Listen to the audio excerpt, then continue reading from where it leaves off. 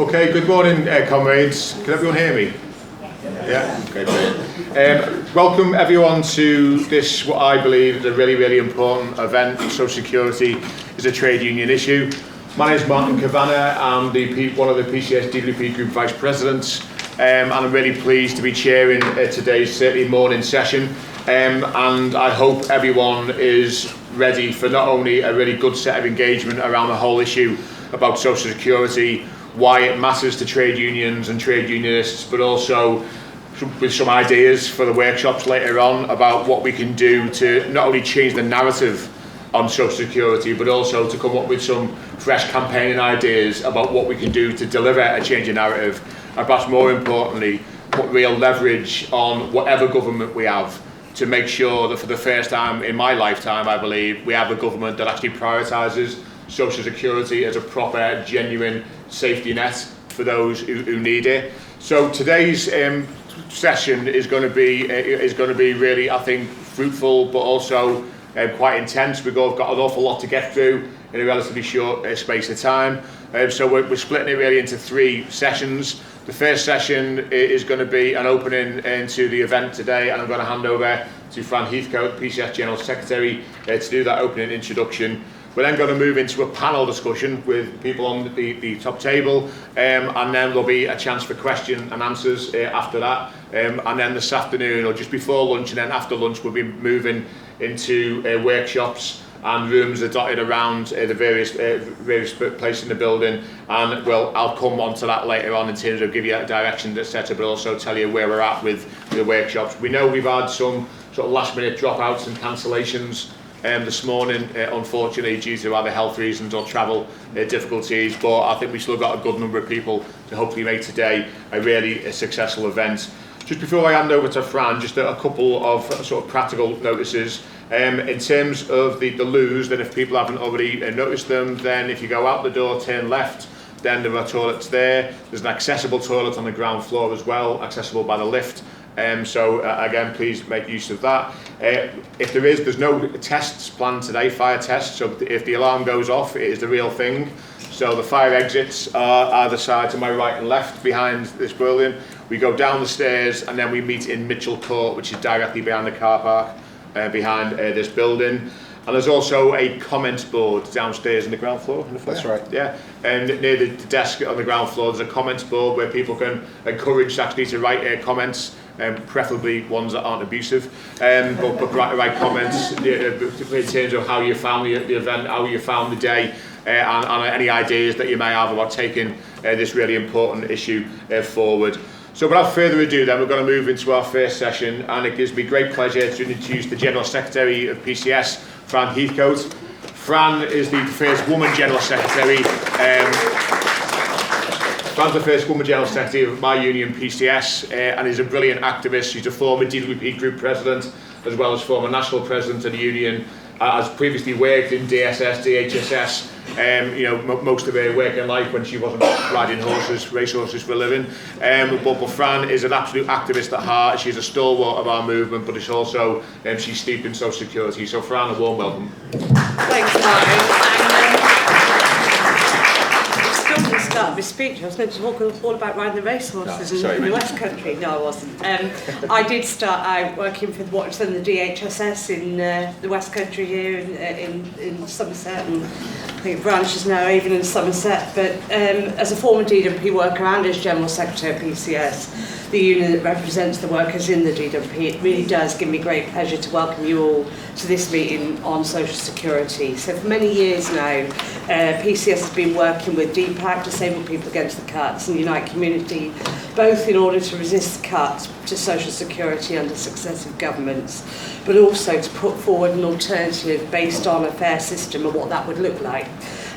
We work on the basis that this is an area where there's a huge potential for division, but if we set benefit claimant against worker, if we set private sector against the public sector, if we set people up against each other, then only the government and employers profit from that. So the more solidarity we can muster, the more working together we can do, the better all of this is. And at the end of last year, we worked together to defeat the government's attacks on the personal independence payments. And I think we should all give ourselves a bit of credit for that, because that was an attack that would have taken thousands of pounds out of the pockets of disabled people, including thousands of PCS members, because members of PCS administer the social security system, but they rely on it as well. And when I was DWP president, one of the stats I used to use a lot was that 40% of those delivering social security benefits were also in receipt of them, and that was because of in-work benefits for low-paid workers. And thousands of our members claim universal credit in order to top up low pay. Tens of thousands will receive child benefit, and thousands claim disability benefits like the personal independence payment. So we have members over the state pension age who will be claiming their basic state pension, and thousands more who are looking forward to that day. Some claim carers allowance, and many live in households where others claim benefits. And that is why social security is a trade union issue. It's not just an industrial issue for our members in the DWP. So I've been going to the TUC now, well, giving my age away, but probably about 30 years. And at that TUC Congress, we carry motions unanimously about joint working on social security and how it's an issue for all unions. But of course, you know, it's one thing carrying it, and it's another making it a reality. And we always try to look at what a better system would look like, what would a fairer system look like. So a lot of today, hopefully, will be to progress that debate. We should be really proud of social security, though. The purpose of the welfare state is to reduce poverty, to reduce homelessness and ill health, and to empower people to live more independent and fulfilling lives. But that is not the tenor of the debate around social security. Firstly, benefits are still too low, workers too under-resourced, and job centres too understaffed in order to achieve those aims. And secondly, the social security system is under attack from this government, the official opposition, and from the party that is currently leading the polls Reform. We as a country spend less than most other countries on our social security system, and I want to give you just two examples. So, unemployed workers in countries such as Ireland, France and Germany are entitled to more than double what UK workers get if they become unemployed.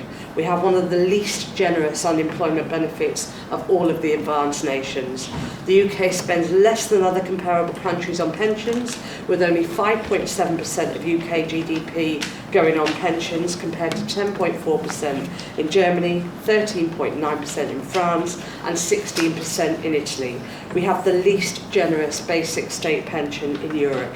But if you read some of the media, you would think it was very different, wouldn't you? And I mean, we've moved on a bit, but if you think back 10, 15 years, there was a lot of media coverage around people like, if you recall, the series on Channel 4 about White D, and it was all about a woman who claimed benefits, and it was sort of ridiculing her, really, making her a figure of fun because she had the audacity to use the state benefit system. But our members themselves are under-resourced. Last year, a National Audit Office report found that DWP had reduced the level of support it offers to UC claimants due to a shortage of available work coaches in job centres, and the NAO estimated that there was a shortage of 2,000 work coaches across the job centre network. We think that figure is much higher, but unemployment has increased since then, so the shortage has probably got worse. In PCS, we always try to articulate not just what we don't want to see, but what would be a good alternative and what would be a workable alternative. We do that working with the people that deliver the services, but also working with people we can join up and campaign alongside. So the strength of a lot of what we do here today, it comes from that sort of ethos that don't just complain about what's in place, talk about how you would want to change it and what would be a workable system. So we've done that on social security, we did it on austerity, tax justice and immigration, and we relaunched social security, tax justice and immigration last year as a way of putting pressure on the government to say, this is the current system, this is how we think it could be better, and you work with people to try and bring that about. So one of our things about our social security pamphlet, one of the things it does is to bust the myths about social security, because too often those attacking social security do so from a position of dishonesty. We keep hearing, don't we, that the benefits bill is spiralling, and frankly that's a lie. UK spending on social security has been flat for the last 15 years, and it is forecast by the OBR to remain flat in the future too. So even the 5-year forecast shows no increase in spending in this area. But when they came for PIP last year, they kept saying those who can work should work. Yet PIP is not an out-of-work benefit. Many of our members claim PIP, and for many of them, it's only because they receive PIP that they can work at all. So you have to look at what the impact would be of some of these announcements that are made. But whilst we've seen off the attacks on the winter fuel payment and on PIP, there are cuts to the health element of universal credit and to the Motability scheme that have gone through. And we know that some in this Labour government want to come back for more. We've just made a submission to the Timms review, and we have to stand ready to campaign again. And that means all of us working together, united and in solidarity in defence of social security. So, just to close, back in 2015, when I was DWP president, we launched a joint social security conference in Birmingham, alongside DPAC, alongside Unite Community, where we all came together. And so 11 years later, it's great to be asked to open the event today, and I really hope that we can continue this dialogue and put all of the words in the pamphlet into reality about how we take our campaign activity forward. And I think there's a really excellent programme of speakers over the course of the day, and hopefully you'll get a lot out of it. But finally, it just gives me great pleasure to hand over to a great friend of mine in our campaign, Martin Kavanagh, the Deputy President of the DWP and PCS, who's going to chair the opening panel. But a lot of you will know Martin and know that he's been a tireless campaigner in this area of work. So thank you very much for having me along. Thank you for allowing me to open the event today. It is a bit sort of full circle, because as I say, back in 2015 when we did this the first time, hopefully we can continue this dialogue and we can move on from where we've been before. So thank you very much for listening. Thanks for your time. Enjoy it.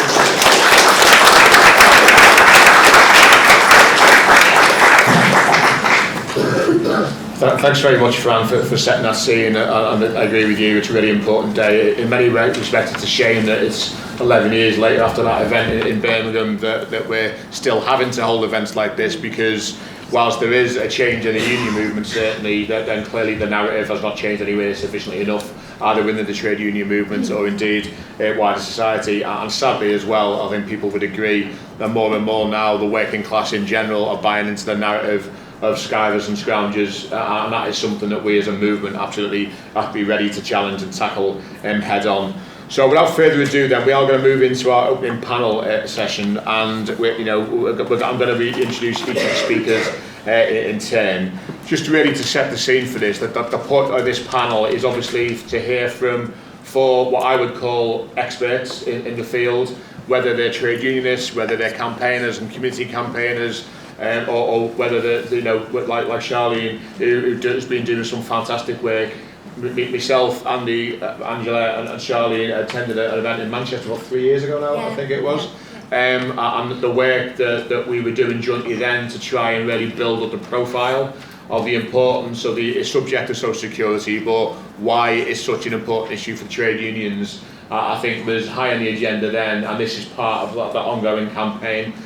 So really just to set the scene, the purpose of this panel, as I say, is to hear from the experts in terms of some ideas that they have about how we can take this campaign forward, but then there will be an opportunity for questions and comments later on. We have already been given some comments from people in the audience, and including people who've not been able to get here today, unfortunately, because they've had to cancel at the last minute. But there are some pre-questions that we've been given that I'll allocate to the panel when we come to it. But really, this is all about getting ideas and having a discussion and starting the debate ahead of your workshops this afternoon. And the one thing I would just want to say is, Fran mentioned the fact that the TUC has policies on social security. I mean, genuinely, although it is 11 years since we had that first big conference, joint conference in Birmingham, it's also true to say that even after that big conference, then the item of social security was very, very rarely on the TUC agenda.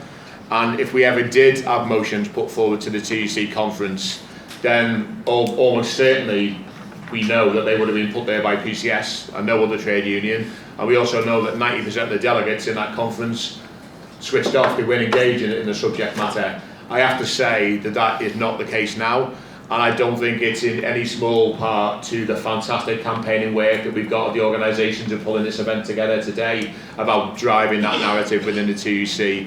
But I think we also have to acknowledge as well that the one thing, or one of the great things that came from the pandemic, as traumatic as that was, for millions and millions of people, and sadly created devastation and huge loss during that time, it actually did throw people into the benefit system in a way that perhaps we've never seen before as a society. Overnight, people who never dreamed of having to claim benefits were plunged into that benefit trap, and I think that made unions started to sit up and take notice a little bit more than perhaps they had previously. So this is a really important event, but I'm sure everyone is going to get a great deal from it. So it gives me great pleasure then to introduce our first speaker, who is Charlene Farrugia. Charlene is a doctoral researcher based in the Centre for Decent Work and Productivity in the Manchester Metropolitan University, and she's held roles in the criminal justice system, family violence sector, third sector and within local government.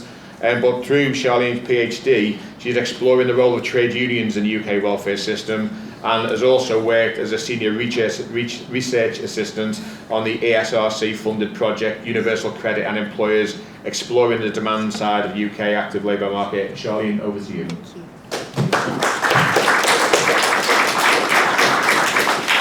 Thank you for having me. As Martin said, I co-hosted an event with my supervisor who had undertaken quite a significant research project with employers and universal credit and the issues that were coming up for employers in the benefit system. And as part of that, some trade unionists were interviewed, and I sort of took over the reins in terms of looking at how trade unions have come across the policy, engaged with the policy, and represented on behalf of people claiming the benefit. So I'm in the final throes of writing up the thesis, so I feel like it's a really good point to share some of the discussions that I'm putting into my discussion chapter around what I've found in the research project. And yeah, it's kept me really engaged. It's been fascinating, and I hope going forward it's of some use to trade unions, that I can keep working with trade unions in terms of how we can work together to better represent low-paid workers. And I'll start with that. My thesis particularly focuses on low-paid female in-work claimants, so not unemployed as such, but those that are in work and claiming universal credit. So just to start, the first slide here. A lot of the stuff I say today is probably stuff you already know, so I'm sorry but for the purpose of going through my research, I just thought it would be good to just recap so that just in case there's anyone that doesn't know, we're all kind of on the same page. So the policy intent of universal credit, as per the government's rhetoric, was to reduce the number of workless households, to sort of make work paid by reducing benefit reliance, and to provide a more simplified benefit system. So as we can see on the table to the left of the screen, they've sort of merged single benefits into a one benefit system, so to speak. So 6 legacy benefits into a one benefit system. The policy has an inbuilt taper rate, so depending on earnings, income gets tapered back from universal credit depending on how much you earn. So if you earn more, your universal credit gets deducted. It's a monthly paid benefit. It's paid to the individual as opposed to the household, or as a household benefit. And as you would know, the sort of turn in policy development, which is quite significant and unprecedented, the UK are leading on punishing social policies, unfortunately, is that people that are in work are now subject to the same conditional requirements and sanctions as those that are traditionally being the unemployed. So if you're working in low-paid work and you don't fulfil the obligations that you have to sign up to to gain eligibility for the benefit, if you don't sign up to those obligations and meet the conditional requirements, you can be sanctioned. So the reason that, partly because I'm an aspiring scholar that wants to work with women, but I'm interested in the policy because it has a gendered element to it. 57% of all claimants are women, But when we look at those that are being sanctioned or subject to conditional requirements, it's sort of double that of men. And the gender design features of the policy largely arrive around this assignment of a primary caregiver, which again is another sort of turn in the policy's development. But once upon a time, there used to be a 16-hour work threshold within claiming benefits, which kind of got absorbed once it became this single benefit.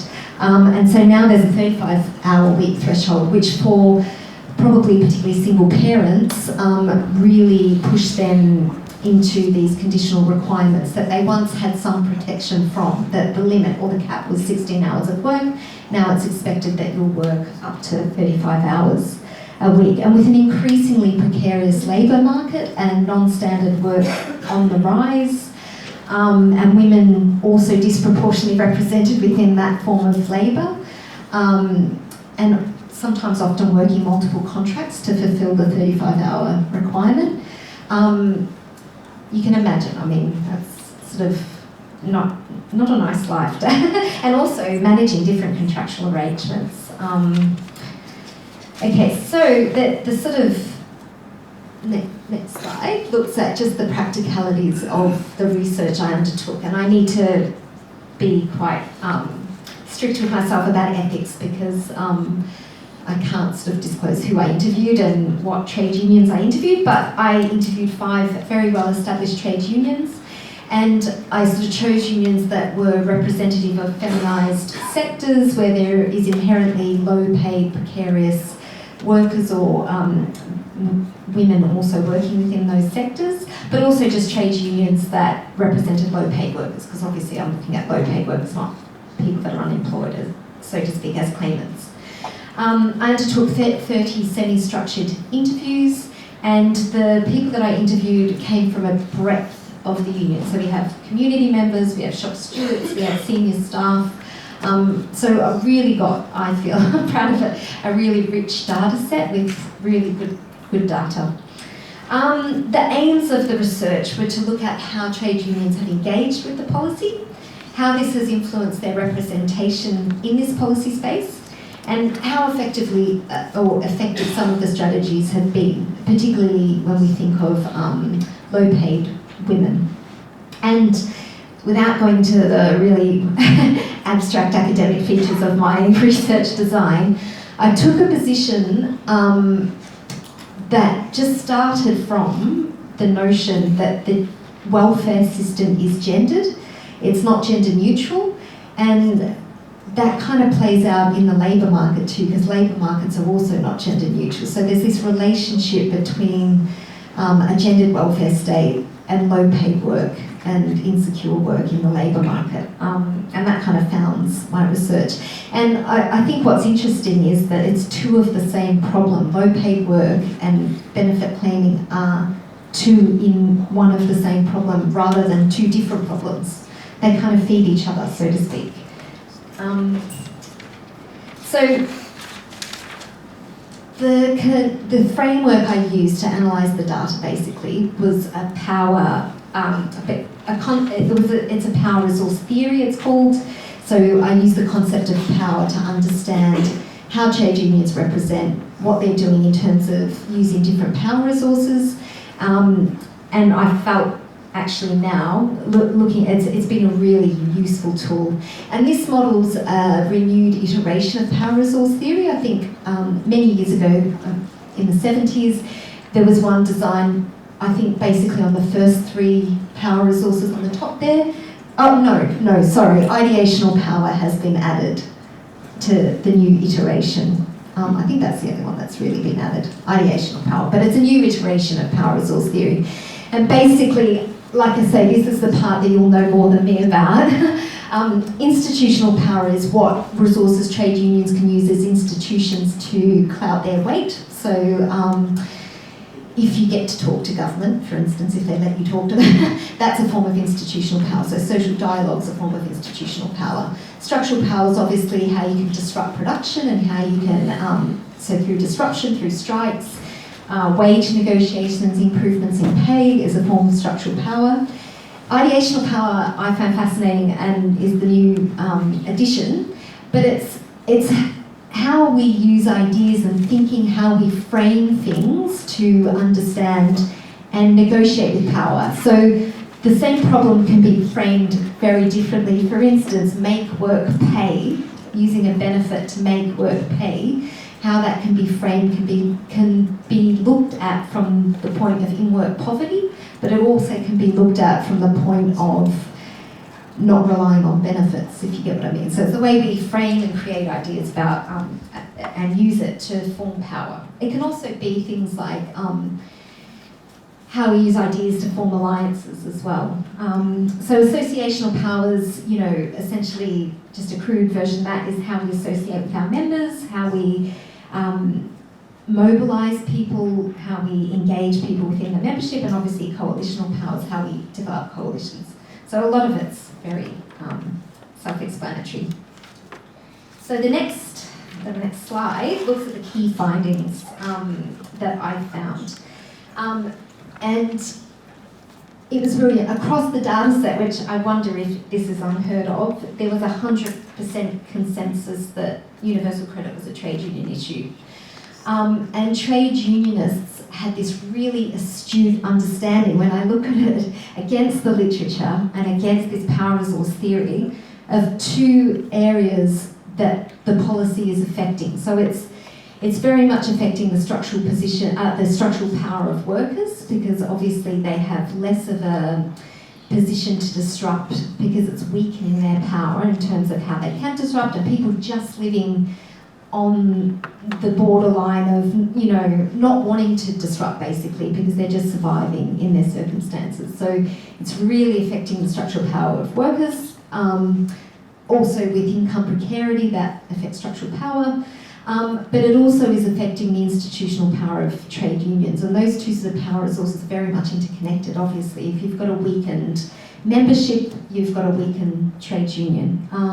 But also too, there's things that have been happening around the policy, trade unions being attacked institutionally through statutory legislation that was put in place. That's kind of also contributed to the weakening of the institutional power of trade unions. And things like a lack of political will from governments to talk with trade unions about welfare reform. So, yeah, it was really consolidated from the responses that I got, that there were two forms of power that were being inhibited. So that kind of informed the second finding, which was this is exactly why trade unions have an interest in this policy, for those two reasons, that it's affecting institutional power and affecting the structural power of workers. However, when I sort of ploughed into the data and I applied the kind of lens where I looked at low-paid female workers, some contradictions sort of came up in the data where the interests of female workers sort of misaligned with trade union interest, even though they align also very well, because women as in-work claimants, their structural power, because they're structurally more disadvantaged in the system before any action is taken, they're already coming from a disadvantaged position. So in a sense, their interest is to improve their structural power, and obviously if they've got a stronger trade union, that's in their interest as well. But the contradictions just lied in some of the strategies that trade unions were using in this policy space. And I guess what's important about the conceptual framework that I used is that it's something that can be taken and tapered to different policy responses. So I think that's what's really important about the framework, and important about looking at one specific policy and one specific cohort of workers, because what may be the same, there might be similarities between the issues that disabled members are facing as low-paid women members generally, but sometimes it's worth looking at just one cohort of worker in sectors that they're working within, and this framework actually really helped to look at that. So one thing that came up that was a strategy that was being used was when wage gains were made. This really affected low-income women because of the taper rate and the way that the payment gets distributed in lump sums, or if there's any wage gain made and there's back pays, it affects the income of low-paid women. And I guess sometimes you could think, well, this might just be a one-off thing, and then eventually the wage gain would benefit them. But depending on the wage gain made and the long-term implications of that, it was still something that came up that was something that contradicted the intentions with the strategies that were being used and what actually happened for low-paid women, or the representation that low-paid women have gotten. And so it sort of goes on to the fourth finding where there were three sort of underutilised power resources that trade unions could sort of work on to better represent low-paid women. And I think the tables that go on kind of provide a better visual, demonstration of what I found. So the trade union interest in universal credit is that it has an effect on the structural power of workers, and this is largely because it undercuts the whole wage structure and the institutional power of trade unions to better negotiate working conditions. So there were three preferences that trade unions used that came out of the data. So the first one was to reduce low pay and a dependence on the welfare state through wage increases and income, and to protect the income of low-paid workers. So some of the strategies might not have been a long-term fix, but when trade unions engaged in dialogue with employers, for example, they managed to mitigate some of the impact of a back payment that occurred and people losing income at that point in time. The second one was to resist the recommodification and regulation of working conditions imposed through universal credit. So obviously a lot of the campaigning that's been undertaken to stop sanctions is a form of that, and is a strategy that trade unions have been using to resist the recommodification of labour. And the last one was strategies put in place to strengthen trade union capacity to influence welfare reform. And this was trying to mobilise members or to build coalitions, and I think there's a very strong coalition with DPAC, for example, that the trade unions have. So on the last column, if we go back to the first preference, the things that kind of constrained trade union action, again, was the lack of political will from governments to engage in social dialogue, and this weak sort of social dialogue infrastructure that the UK has compared to maybe other countries where trade unions aren't part of policy making processes.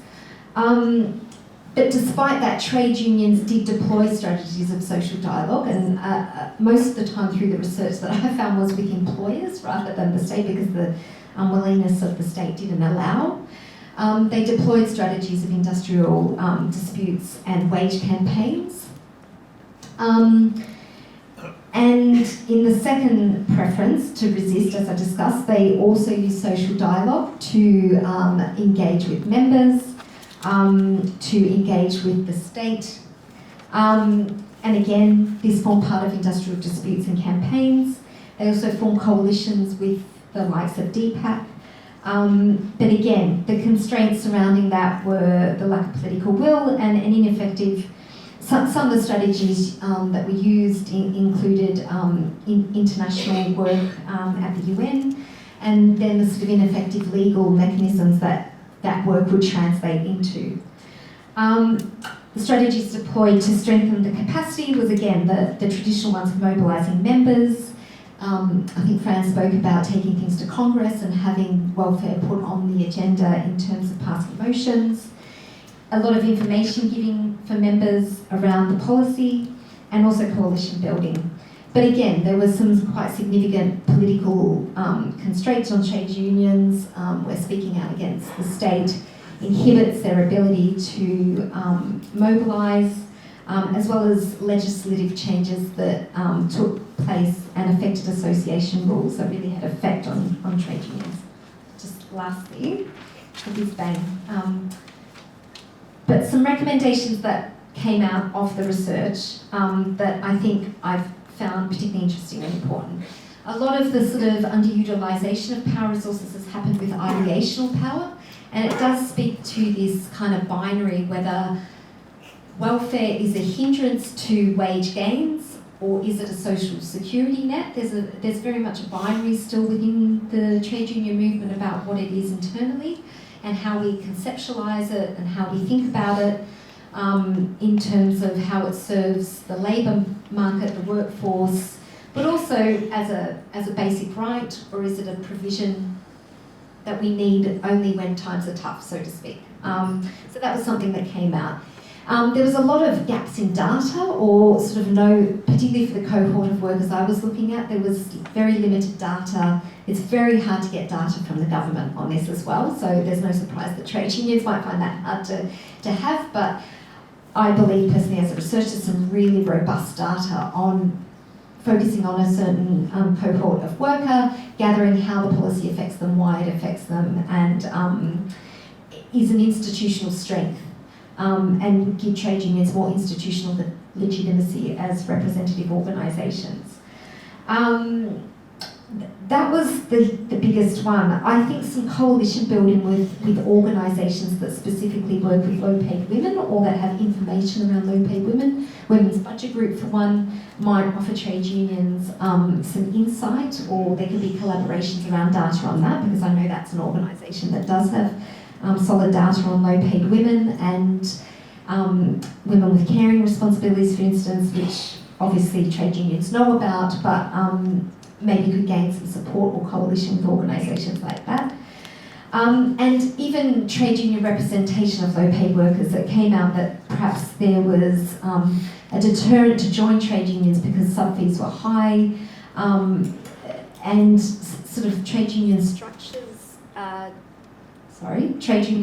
sometimes don't always represent low-paid workers, and this might be cause for low-paid workers not being as effectively represented within trade unions as they could be.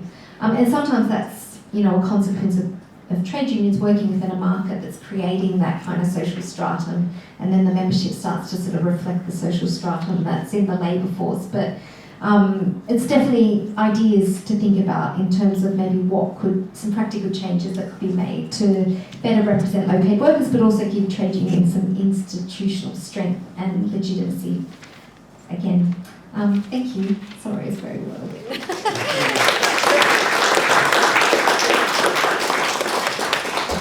Brilliant, thank you, Charlie. I think that really does give a good start to this panel session about some of not only the findings that you found there, Charlie, but actually some really interesting outcomes that sort of, especially with the interviews with trade unions and what the information that you found out there. And I know the work that you continue to do and will continue to do is going to be absolutely critical, working alongside all of our organisations in changing that narrative and actually find out, digging deeper underneath the why unions think the way they do about social security. So thank you so much for that.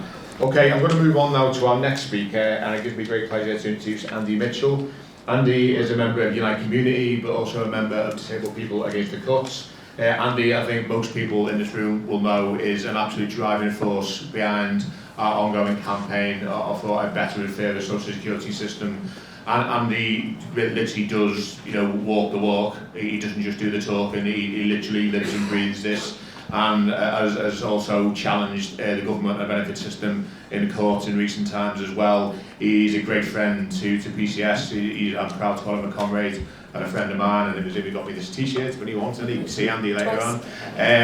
Twice, yeah, I lost his one. But seriously, Andy is an absolute stalwart of our movement, and as well, alongside others, it's not all about Andy, absolutely not, but alongside others, it is fair to say that if it wasn't for Andy, we probably wouldn't be holding this event today. So Andy, over to you, mate. Thanks everyone, and I should say that it isn't just me. I cannot do this work without the support of Unite Community, PCS and DPAC, and it's them that sort of drive me. So thank you to all of you. So for many years I have been saying that social security is a trade union issue. We're living in difficult times where too many people are struggling. We've gone from crisis to crisis while austerity cut the support needed to help get us out of it. Too many families are struggling to get through the month on the money they earn from work, so they have to rely on social security payments. The Resolution Foundation says there are 15 million people living in universal credit households. That's 8.5 million adults and 6.5 million children. 23% of the working age population get some form of social security. Almost 40% of universal credit claimants are working, and 1.3 million of them are now subject to conditionality and sanctions. Currently, 515,000 workers are in the most severe conditionality group and have to do intensive work search. Many of them are single parents, disabled, or from an ethnic minority. The majority are women. One of those people is a woman I met last year who works in a school and is contracted for 12 hours. But she often stays for much longer. She's also a single parent with 2 young children. She was moved from tax credits onto universal credit, and it was a shock to the system because she is now subjected to conditionality. Now, when she gets home and has finished cleaning the house, entertaining the children, feeding them, helping with homework, bathing them and putting them to bed, instead of relaxing with Corrie or EastEnders, she now has to look for work for hours each night. She told me it is causing real anxiety and often she cannot sleep.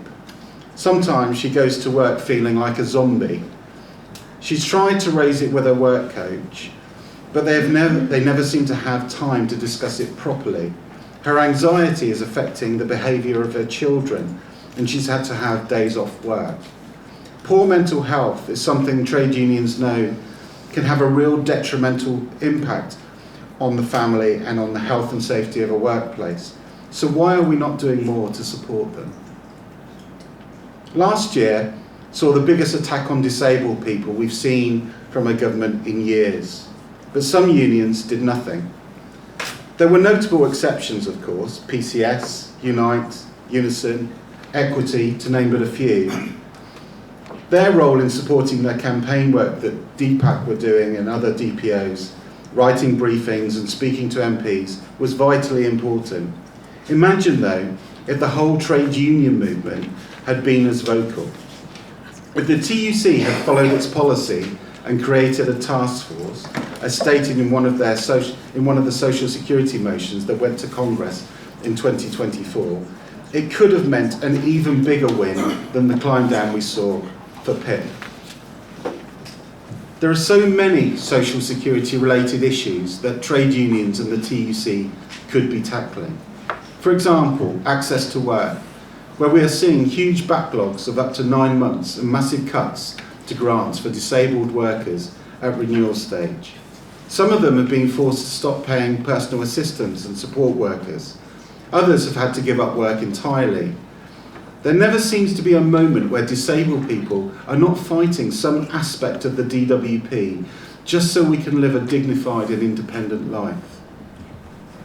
Even before the TIMS review, I thought trade unions should be looking at personal independence payment. The system does need changing, and the Commission on Social Security has completed a project with alternative ideas. But as it is, there are 3.9 million people getting PIP and 1 in 8 of them are working. However, as a group, working people are far less likely to get an award after an assessment. PIP isn't an in-work benefit, but it is part of the support that can keep people in employment. So I think trade unions should be asking why it is much more difficult to convince an assessor to get a PIP award if you're in a job. We've heard a lot in recent weeks about young people who are not in employment, education or training. I'm not going to get into the Milburn Review, but it is a really important issue. However, his reliance on benefit sanctions and belief that PIP should help young people into work is not the right approach, and we should be resisting it. They need to remove barriers that have been in place for years, such as the apprenticeship penalty, where young people from disadvantaged backgrounds are abandoning valuable training opportunities because it can leave their families out of pocket by as much as £340 a week, according to the Social Security Advisory Committee. The problem is caused by benefit rules that classify a 16-year-old apprentice as an independent worker, who no longer requires parental support. As a result, the parents' child benefit and child and disability elements of universal credit are withdrawn. By contrast, the family of a 16-year-old who is in full-time education until 18 would see no reduction in benefit income, even if their child works part-time, as the child is regarded by the benefit system as a qualified young person. Apprentices are extremely important to the future of trade unions, so we need to be removing the barriers that are causing these young people to drop out. Let's turn to a subject I wish I wasn't constantly revisiting. Over 630,000 benefit sanctions have been handed out to just under 500,000 people in the last year. Universal credit sanction numbers have risen since Labour took power, according to DWP figures. In 2024, Citizens Advice said 20% of the people they see for advice on sanctions were from people in employment. The Public Law Project reports that the average cost of a sanction is currently £524. The median length of a sanction is 5 weeks. By comparison, the average criminal court fine issued in 2024 is £283, which, unlike sanctions, can be paid in instalments. As Angela and Martin said in the Work and Pension Select Committee last year, the impact of sanctions severely hampers your ability to look for work. The stress affects your cognitive abilities and affects sleep, making it harder to effectively search and apply for jobs. Sanctions cause debt and hardship, resulting in rent arrears, energy debt, and the need to go to food banks. It impacts on both your mental and physical health. And if you have dependents, it can cause them harm too. It used to be that the unemployed who were the only ones who were affected. But now, as Charlene mentioned earlier, more and more low-paid workers are being punished too. A couple of years ago, some of us in this room were privileged to be among a group of people who went to Geneva to speak to the UN about disability benefit cuts and social security. While there, we met 2 grieving families of people who had died following cuts to benefits.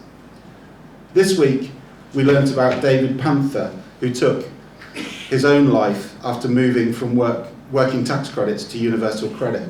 After migration, his social care costs went up from £0 to £129 a week. David, who worked part-time teaching people to juggle and who was a member of the union Equity, could not cope and suddenly died at the end of January. The terrible thing is, like so many other benefit deaths, this could have been easily prevented.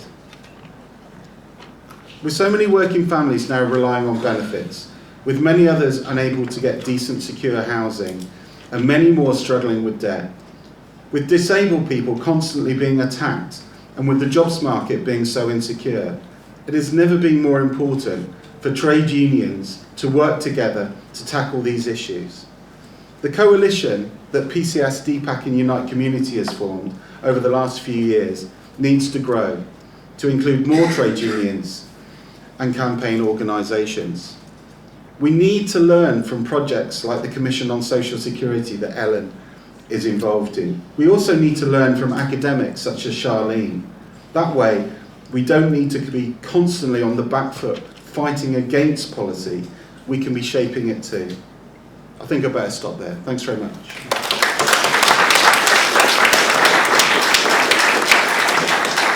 Thanks, Andy. I mean, some really important data and stats there, but also a human story at the end in terms of the real cost of social security when it goes badly wrong. And I mean, we have these discussions all the time, don't we, about is social security a safety net? Is it something that is there to help and support people? Well, clearly, if actually the social security system is being directly responsible for people either taking their own lives or other deaths, then I think that really does give the most harrowing of examples of how badly can go wrong, or why it is something that we cannot just let go, why this campaign is so important. So thank you very much for that, Andy. Okay, we're going to move on now to our third speaker. It's Ellen Morrison-Smith. Ellen is on the National Steering Group of the Disabled People Against the Cuts, But as Andy just mentioned, Ellen also works with the Commission on Social Security, which is a user-led project that co-produces alternative policies for an improved social security system, and importantly, it's designed by people who rely on them.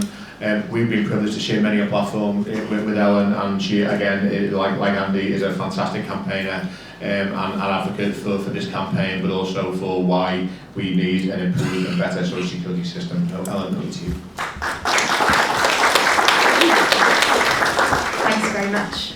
So yeah, as Martin said, I'm Ellen Morrison-Smith. I'm on the National Steering Group of Disabled People Against Cuts. I'm also part of the Commission on Social Security, but I'll explain a bit more about that in a minute.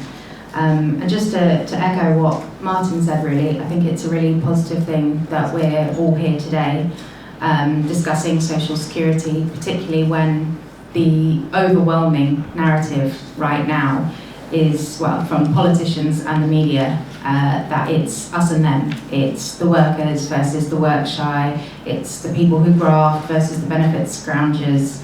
But I think we know that the us and them that we need to worry about is all of us here in this room versus the people who want to keep us divided. So really today I just wanted to start by talking about the situation that we find ourselves in, and what happens when the reality of a broken and punitive system meets the reality of our lives. And just to warn anyone, I will mention David Panther again, and just a little trigger warning that is about suicide. And I know Andy just mentioned him, but I think it's really important to speak about him again. So just to say, David Panther was from Sheffield, and this week the story of his life was shared on Disability News Service. And I know that most people are going to be familiar with the Disability News Service, but for anyone who isn't, it's such a valuable resource for all of us in terms of covering not only disabled people's lives, but also social security policy. And just to say, David was an autistic man, a circus skills teacher, someone who relied on social care to support him and live with dignity. But after he moved on to Universal Credit, the way his income was calculated changed. And so then he was faced with a new charge of £500 a month towards his care package. He wanted answers on this, he wanted this to be explained to him. Ultimately, what he was looking for most of all was an invoice, so he could see what his debts were and how to clear it. He'd repeatedly tried to get this. He'd worked with his trade union, Equity. He'd also been in touch with DPAC, but unfortunately, constant delays, prevarication, he didn't get any answers, and that stress just mounted up. And I think it really can't be understated that someone like that who faces that uncertainty with bureaucratic processes is very difficult to deal with. And just to say really, social security payments, although the government likes to see it as just this one area, it doesn't sit in isolation from the rest of the system and how it works, and that's how we can see something like social care then impacting on his income and social security. And it was that process of migrating to Universal Credit that created those knock-on consequences on his income, his finances, social care charges, and then ultimately his mental health. And David is obviously not the only one who has lost his life at the hands of social security policies, and sadly won't be the last. But just to move on now to talk about fighting back and how we can think about changing the system. I'm here on behalf of DPAC, which started back in 2010 at a protest at Tory conference, and it was part of the many groups that formed the national anti-austerity movement. And although I wasn't involved back in 2010, I know, like the early days, like now, it's an increasingly worrying time to be a disabled person. In 2010, we had the new Tory government, which had begun an all-out assault on the welfare state, and it was very easy to feel isolated. Obviously, like now, social security claimants demonised as scroungers, as well as having our right to an independent life subject to the failed work capability assessment by outsourced contractors like Atos.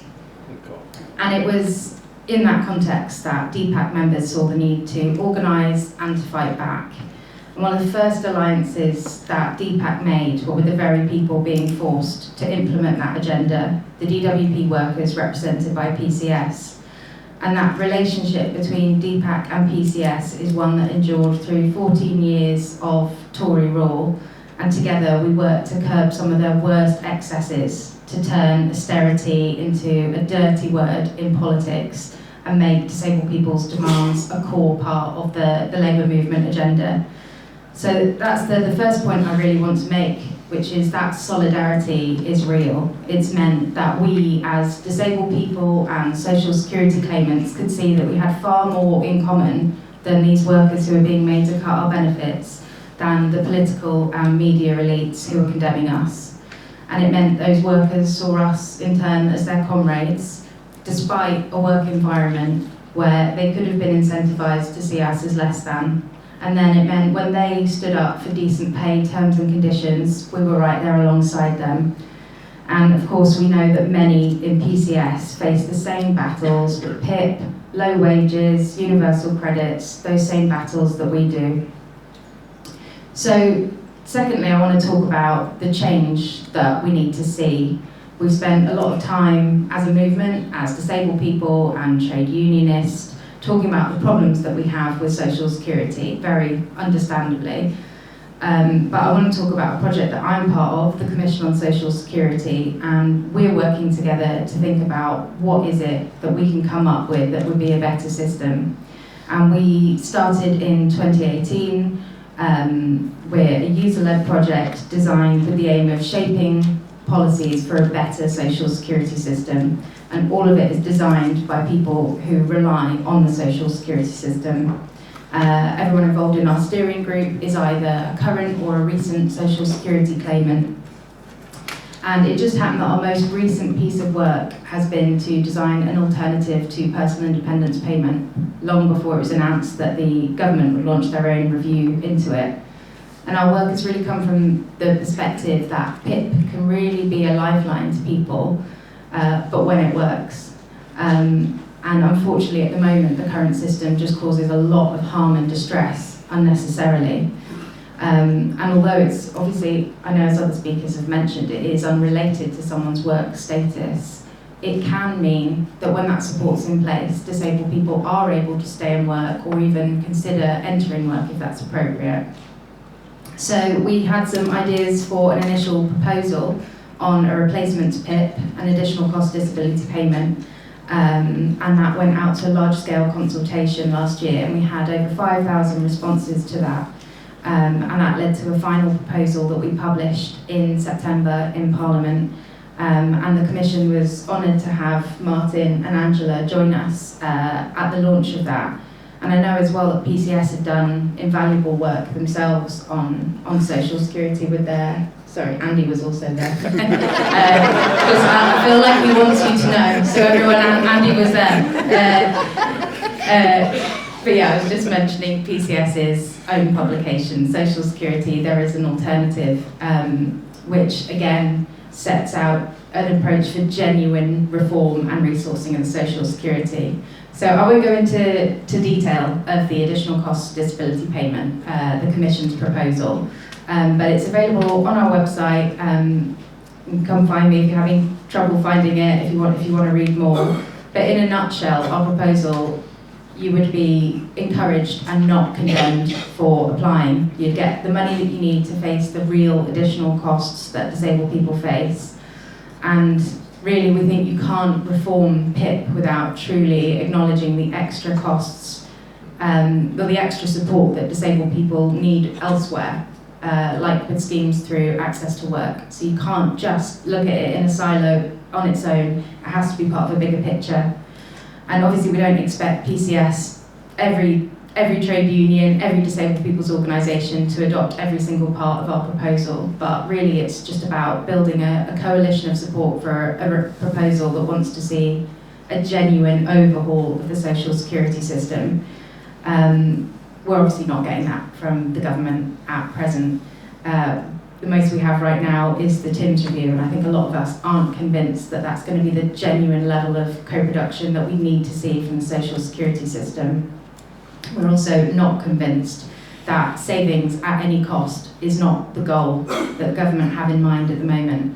And they may have dressed it up in the language of co-production, but really we doubt whether they're putting disabled people at the centre of policy making. And I think even the biggest optimists know better than to proceed without caution when it comes to the DWP. Just takes me on to why today is so essential. Obviously, a few talking heads in a room isn't going to change the world or the social security system, but I think the conversations with each other, the workshops this afternoon, I think it all gives us a chance to keep building our coalitions and coming round common goals that we can call for.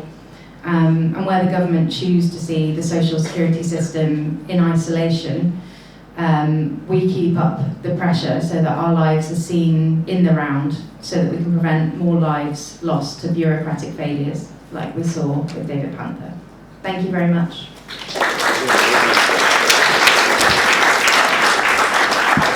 Thanks very much, Ellen, and a really important point there about as well. It's not just about saying how bad things are and concentrating on that. Whilst it is important to get that message out, it's also vital that we actually produce our alternative visions for a better social security and fairer social security. So absolutely fantastic.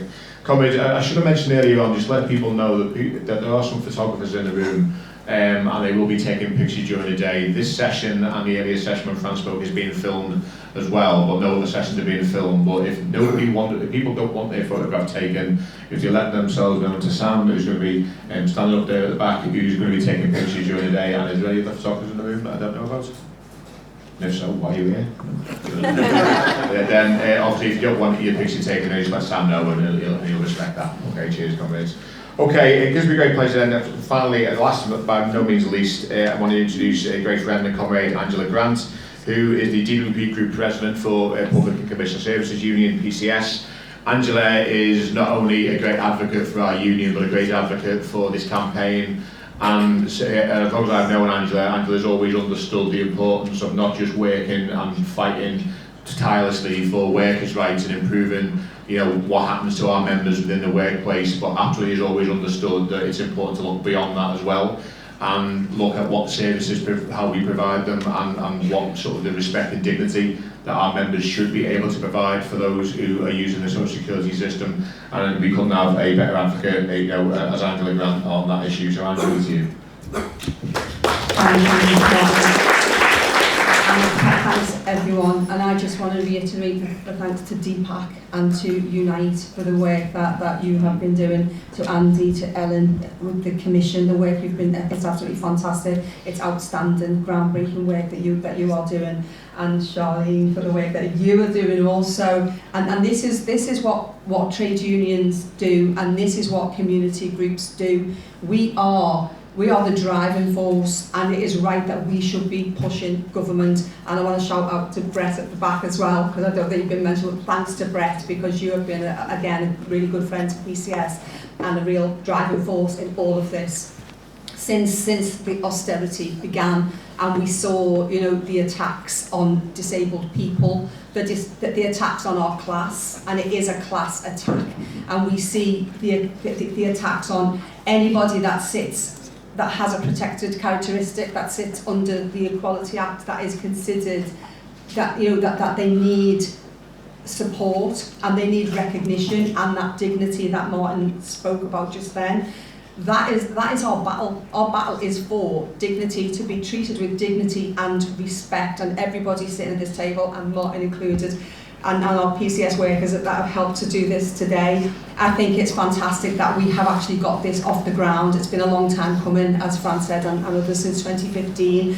And just to say what happened in 2015, what came from that, and the biggest thing for me out of that is when we created the 12 steps against sanction to stop sanctions being implemented. We did that as joint working with PCS and DPAC and Unite Community. We did that work. And it helped us. You will find that where PCS is strong in the DWP, where PCS is strong, sanctions are minimal, because our workers come to us and they do not want to sanction people.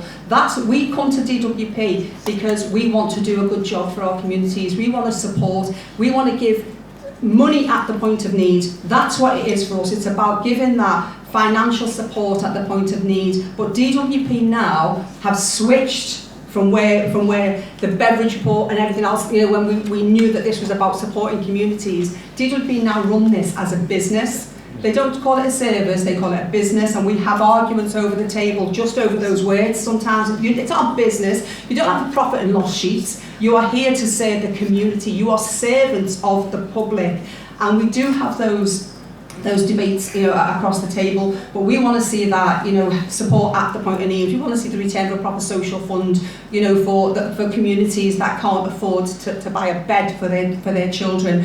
And when you look at the disabled community, disabled people that want to work, more often than not, people want to work. Nobody just sits at home just because they want to watch daytime TV, as you sometimes see in the press.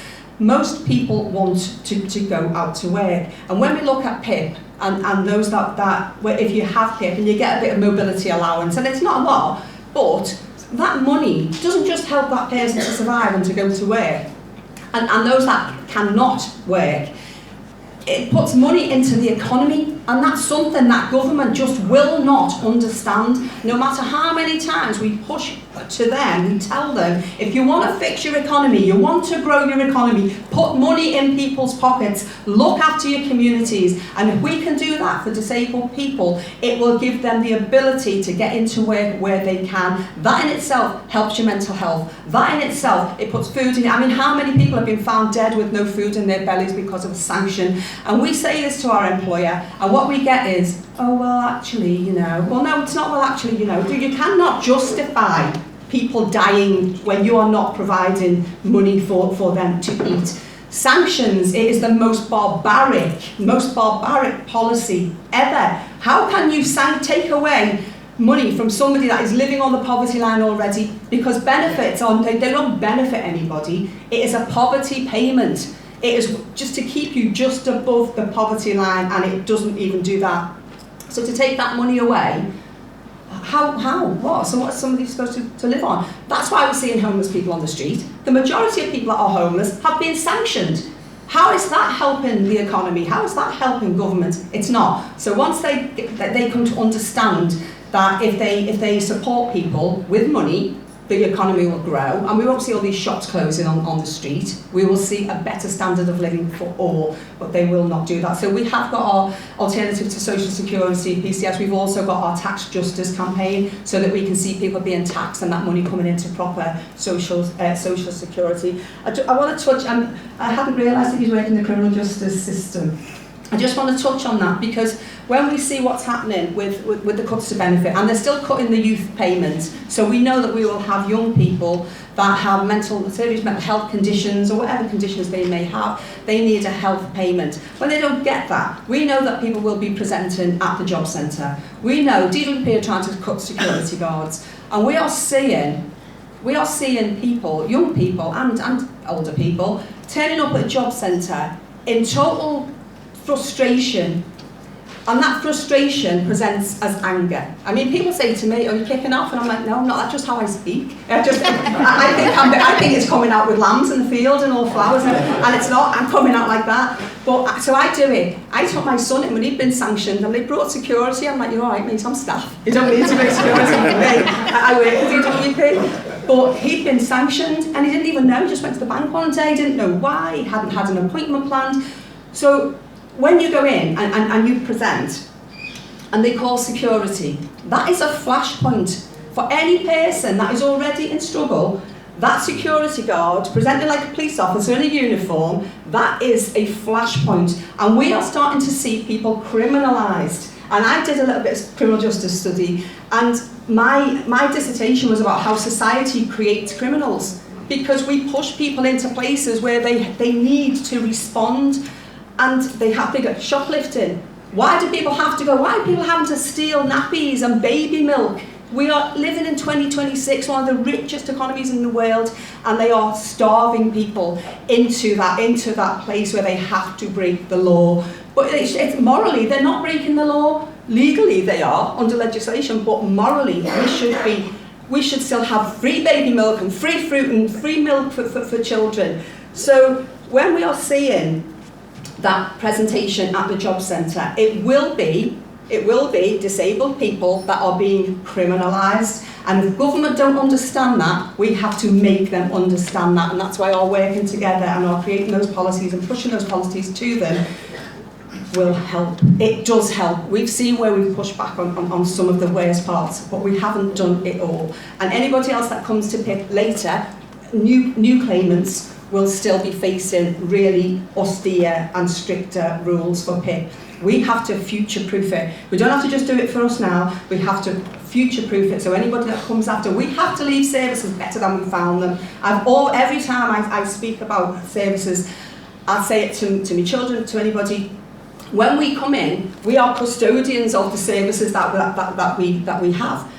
We cannot leave them worse. We cannot allow them on our watch to be worse than when we came. So we have to make sure we fix that. Just to talk about the ministers again, I wrote down when you said a few times, Charlene, a lack of political will. Lack of political will. We are DWP, we are government workers in PCS, obviously.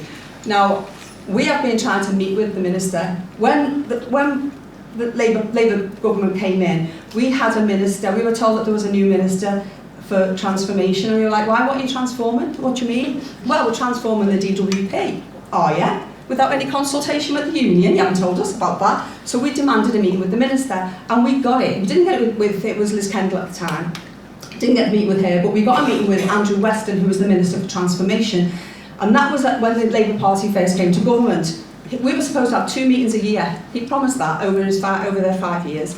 We'd have 2 meetings a year. We've only ever had that one.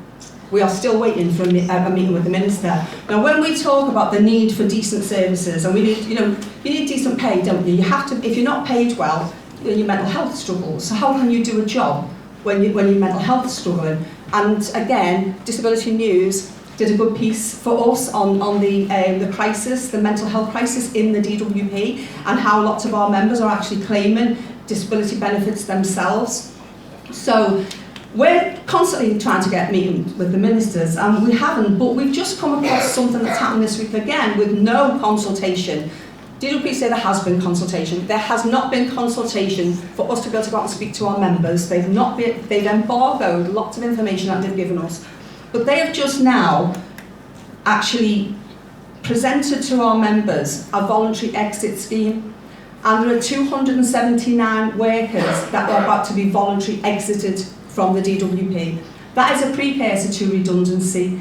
Now, while they are trying to get 700,000 economically inactive, and that means sick and disabled people, trying to get them into work because they must work, because they don't want people sitting at home, while they're doing that, they are jettisoning their own staff and putting their own staff on the benefit books, because redundancy pay doesn't last a minute. Now, they've not mentioned any redundancies yet, but that voluntary exit will mean cuts to services, and it will mean that our members are going to be put out to pasture. What an absolute disgrace to lose all of that experience from the DWP at a time when we're in transition and we need staff at the desk. We need empowerment for our work coaches. Work coaches do not have the right to sit and have an interview. They don't have a right to sit. They're doing 10-minute interviews, and it is a conveyor belt. They're working through their lunch and they're working after work to make sure that they are clearing their workload. Huge backlogs in PIP. So we are not getting the payments out to those that need it, and yet they think that they can get rid of the staff while they are paying millions of pounds of overtime. So the work is costing double from the public purse.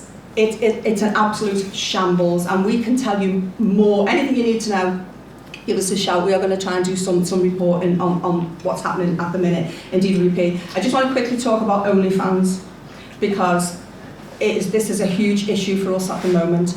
Now, somebody put something out while we were at our conference. There was an article that went out that said that the DWP GC hates sex workers. That is not the truth. Of course, we support all workers.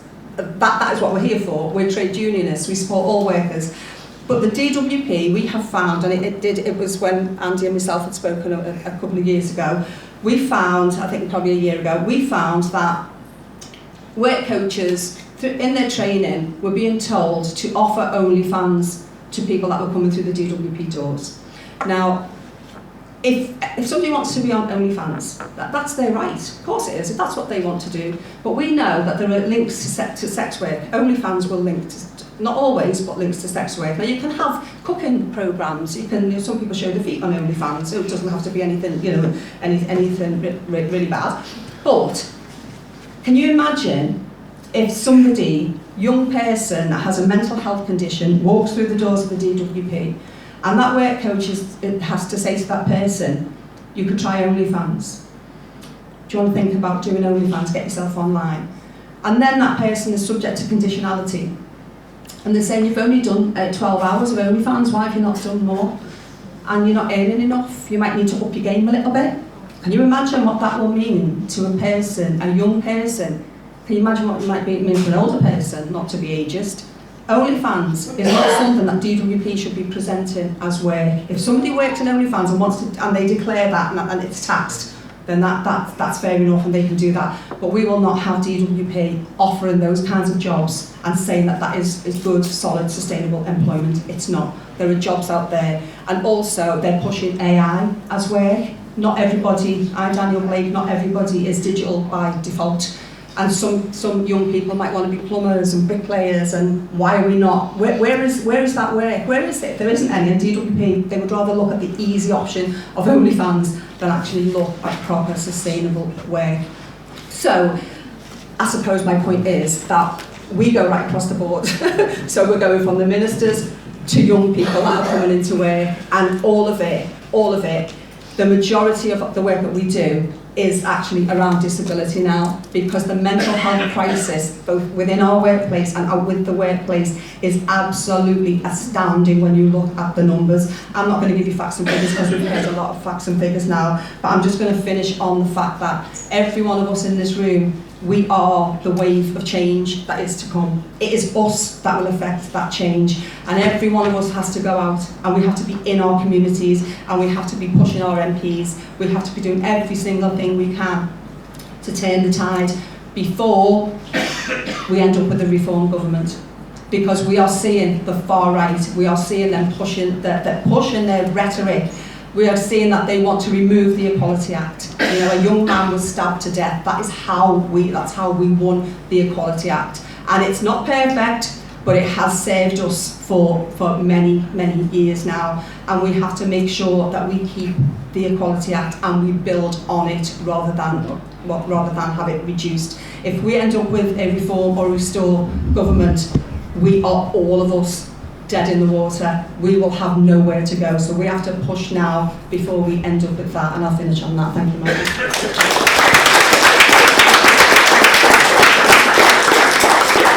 Thanks very much, Anne, for giving hopefully what people find an insight into, if you like, from a DWP worker perspective, from a PCS member perspective, as to some of the challenges that we face, and they really are not in any way, shape or form dissimilar to those on the other side of the counter. We've been saying now for a number of years that our members are now experiencing DWP on both sides of the desk, more and more, and that is something that I think Andrew brought out there.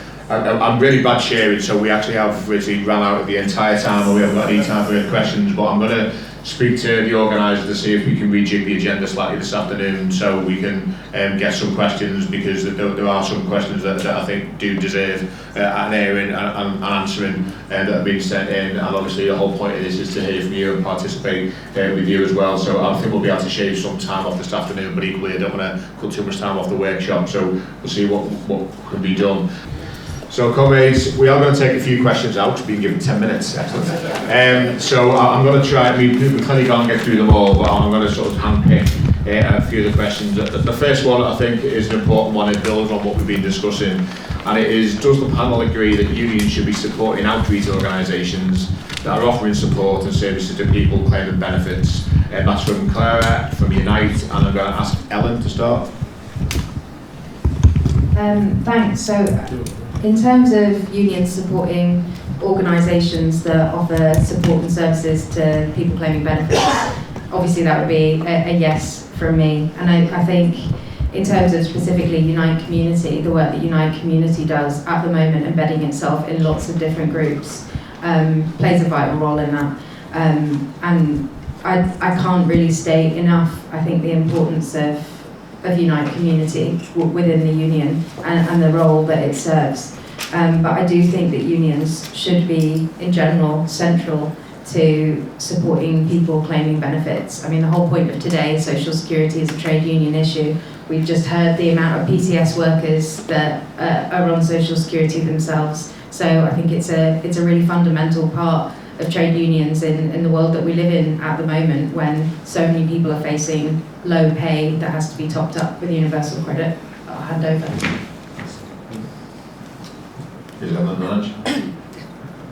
Thanks, Martin. I totally agree with what Ellen just said there. When I've been at Congress, I was at Women's TUC a couple of months ago, and Paul Novak was there, so he's now the head of the TUC, and I asked Paul Novak a question, and that was, why are the trade unions, why is the TUC not supporting outreach, welfare advice on the high street? Used to be able to go into solicitors' offices, used to go anywhere. I mean, CAB lost its funding, I think we got a little bit now. You know, all the places where we would normally go for support, they are shut down.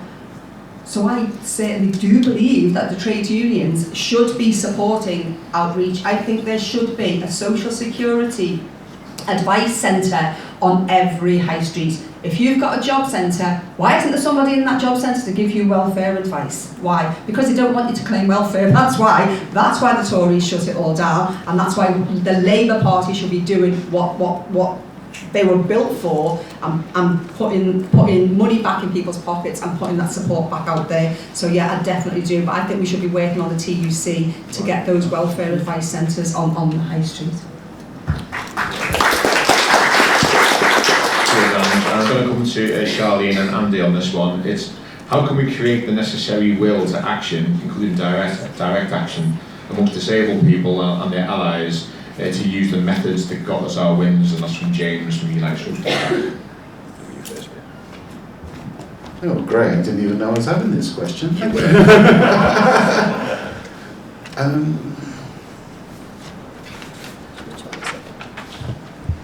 Oh, right, that's okay.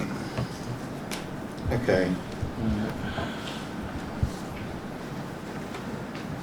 Do you know, disabled people very often don't have a voice, and we need the support of trade unions and other organisations to really help us to get out there.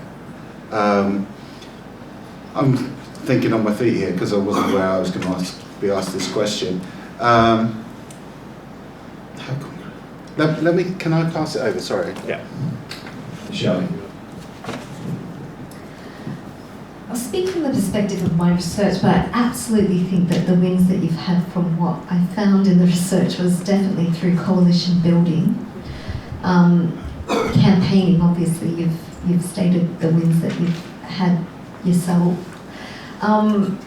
But my future hopes is to build and bridge a greater connection between academia, but research and trade unionism. And I feel like for a long time trade unions have been putting out fires because they've been under attack, and they're just band-aiding, not deliberately, but because they, and I think institutional strength can come from coalition building, but giving us little academics who are doing our research, but giving some of the load off to other institutions that can create support, and I very much am looking into that myself going forward, how I can work to bridge the gap between research, because I did feel within my research there was a lot of gaps in data around the people that I was looking at. And I think in terms of legitimacy and how trade unions get treated more legitimately as industrial actors, I do think institutionally, if you've got really robust research, you've got really strategic aims that also align up with other, I know Dave and I were talking before, economic policies, and you've got strategies and alternatives that appeal or translate, and you can make cross-class alliances with Brett has also been very good at doing, like going to Parliament and creating alliances with politicians. I think within my research that's where I've seen that you've had wins and will. And also take some load of disabled people as well, even though I think that it's really important that they're part of the activism. That there's institutions and organisations that can take some of the stress and burden off them in the cause, I guess. Can I just quickly say something on this as well, just really, really quickly? I think we also have to keep fighting for the right to protest as well, because a lot of people are losing confidence because they feel that if they don't train themselves to a rail and that, then they will be arrested. So we've got to make sure we're fighting against the lack of that, the loss of that.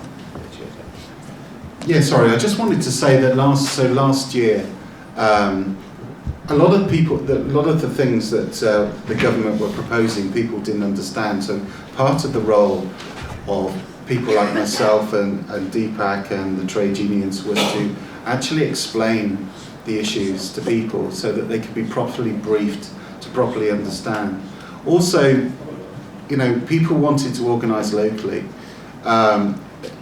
It was immensely helpful to them that we could provide some of the resources, the leaflets, the banners, the things like that, for that to enable them to be able to go out and doing those things. To help with things like sending an email to your MP.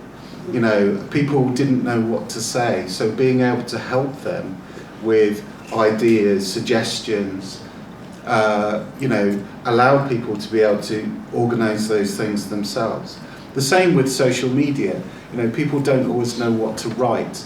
You know, they don't want to make a fool of themselves. So if we can help them to some degree with that, you know, making suggestions, then, you know, last year we saw this absolute surge of people, not just disabled people, but people that were so angry. And what we were able to put things in place to make their campaigning easier, and you saw the results of it with the government climbing down. I was so glad that I was part of that we could create those leaflets, that we could create those events, help to create those events. You know, nationally, Deepak and others organised. Locally, you know, we provided resources and support where necessary. We also, Deepak also doesn't have a lot of money, but sometimes we were able to provide a little bit of funding so people could travel to get to events. That's, I think, the sort of practical way in which we can help. Sorry for not being able to answer straight away. I need to get my brain in action. I'll just very quickly come in on that as well. I think part of the question is about how we encourage direct action, and it's so important, obviously. I mean, that's what Deepak's all about. It's our history, it's direct action, it's getting involved in things. It's, if you ask nicely, you're not going to get what you want most of the time. But I think in terms of driving involvement into direct action, I think last year we really saw it was meeting people where they're at. And so it's not going to be for everyone to go and do something in person, and that's really important to remember. And sorry to very briefly go on a tangent, but if anyone was aware, there was an exhibition at the V&A called Design and Disability. And in that they had a little bit of information on Deepak, including an online protest tool that Deepak was involved in developing. And the whole point of that is to bring protest to everyone, wherever they are, whether or not they can make it out onto a picket line or a protest or wherever it might be. And Andy mentioned some of the meetings, and unfortunately at some point I've been mislabeled as being young within Deepak, so I'm responsible for the tech. So that means that when I have helped run these Zoom meetings, I get to see just how many people are joining these Zoom meetings. And last year, Meg's nodding because Meg is also labelled as young, but she's actually genuinely young. She doesn't just have a round face like me. And we saw hundreds of people joining last year, and that was because from all across the country people can join in on Zoom, and then they can get briefed and they can learn more information, and then they can feel a bit more confident about turning up to something that they may never have been to something like that before. So, and just to also say, I think the alliances that Charlene mentioned are really, really important. So Deepak is really well placed for direct action and for protest. People expect that of us. but then we work with the trade unions who might not be the angry ones at the front, but we all work together and we all play our part in that. So yeah, not very coherent, but thanks for letting me come in. Thanks very much, Ellen. I mean, we probably have run out of the extra 10 minutes now. I will still see if we can get more time this afternoon because there are some questions. I know you're doing like that, but we'll find some time this afternoon, I'm sure we will. So we are going to break for lunch now, comrades. Just before we do, let you know that lunch is being served in G06-7 room on the ground floor. It's taking place now from where we finish to 1:15, which is when the workshop starts. In terms of the workshops, and then the groups are listed on the wall near the back of the room, and also with the room location on the doors as well, and staff also have copies, so if the staff can make themselves known to you as you're leaving, if people aren't sure what workshop they're in, then have a look at that. Everyone has been given either their first or second, or first and second preferences, should I say. So you've all been asked to put 2 preferences down. You have been given your first and second preferences, but depending on what order they're in, just check on that list. If your name is not down on a workshop, then feel free to choose any of the workshops, but you're going to go to 2. Okay. So the workshops will take place 1:15. So we'll break now for lunch, and we'll see what we can do to get more questions in this afternoon. See you all. Enjoy your lunch.